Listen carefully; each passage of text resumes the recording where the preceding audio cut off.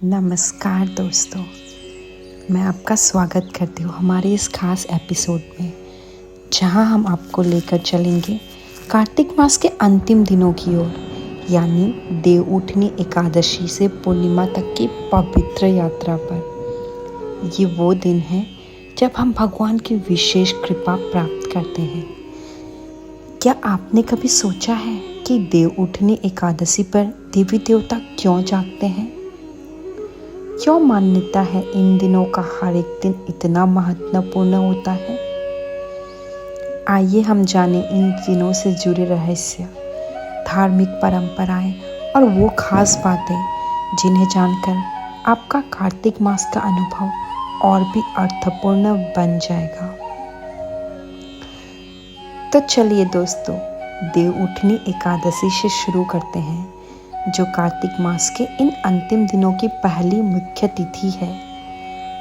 हमारे यहाँ देवउठनी एकादशी कल यानी कि 12 नवंबर को मनाई जाएगी। आपके यहाँ आप कब मना रहे हैं, कमेंट में ज़रूर शेयर करें। इस दिन से जुड़ी मान्यता है कि भगवान विष्णु 4 महीनों की योग निद्रा के बाद जागते हैं। इसी दिनों से शादियों का सीज़न भी शुरू होता है और कहते हैं कि सभी शुभ कार्यों की शुरुआत के लिए भी ये सबसे उत्तम दिन माना गया है। क्या आपने सोचा है क्यों देवउठनी एकादशी को ही देवी देवताओं के जागने का दिन माना गया है? आइए इस पर भी एक नज़र डालते हैं। देवउठनी एकादशी के 4 महीने पहले आषाढ़ शुक्ल एकादशी के दिन भगवान विष्णु योग निद्रा में चले जाते हैं, जिसे चतुर्मास भी कहते हैं। ऐसा माना जाता है कि इस दौरान संसार की सारी ऊर्जा और सृष्टि की व्यवस्था ब्रह्मांडीय संतुलन में रहती है और इसलिए ये 4 महीने हर प्रकार के मांगलिक कार्य जैसे शादी, ब्याह, गृह प्रवेश आदि के लिए निषेध माने जाते हैं। जैसे ही देवउठनी एकादशी का दिन आता है, भगवान विष्णु अपनी योग निद्रा से जागते हैं। इस दिन को इसलिए भी महत्वपूर्ण माना गया है क्योंकि भगवान के जागने से पुनः संसार की ऊर्जा सक्रिय हो जाती है। लोग मानते हैं जब भगवान विष्णु जागते हैं तो एक नई ऊर्जा और शुभता का संचार होता है और यही वजह है कि इस दिन से सभी मांगलिक कार्य जैसे विवाह, नामकरण, गृह प्रवेश आदि फिर से शुरू हो जाते हैं। क्या आपने कभी इस बात पर गौर किया है कि ये सिर्फ धार्मिक मान्यता नहीं, बल्कि हमारे जीवन के साथ भी गहराई से जुड़ा हुआ है? ये समय आत्मसंयम, साधना और शुद्धि का माना जाता है और जब भगवान जागते हैं तो हमारे जीवन में भी एक नई शुरुआत का प्रतीक बनता है। क्या आपको ये बात उत्साहित करती है? कमेंट्स में अपने विचार जरूर साझा करें।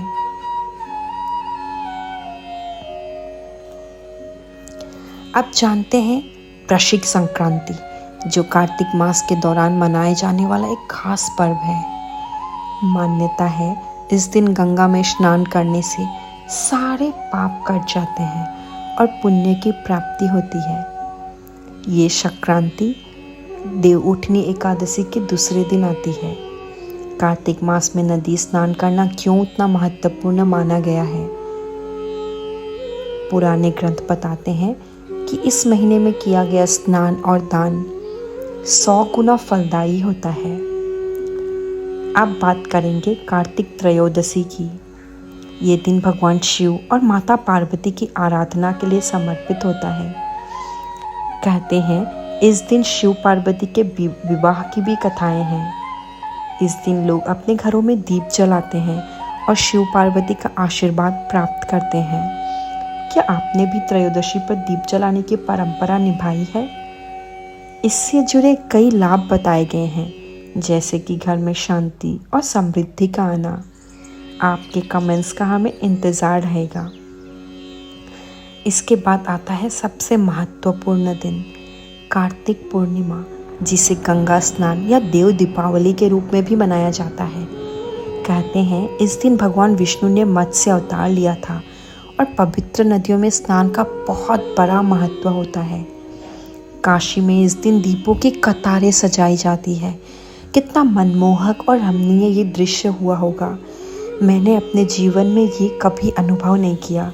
मैं उम्मीद करती हूँ और भगवान विष्णु से प्रार्थना करती हूँ कि मैं भी कभी काशी जा पाऊँ और ये अपनी नज़रों से देख पाऊँ। देव दीपावली को भगवानों और देवताओं की दीपावली कहा जाता है।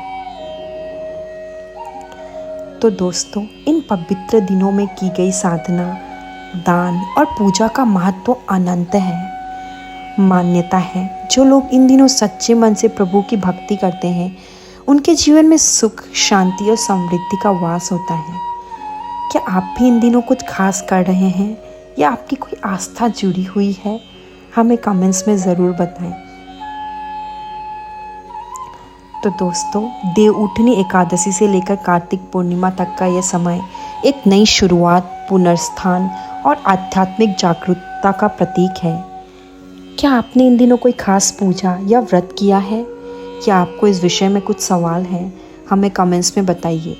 हम ज़रूर उस बारे में आपके साथ हमारे विचार साझा करेंगे।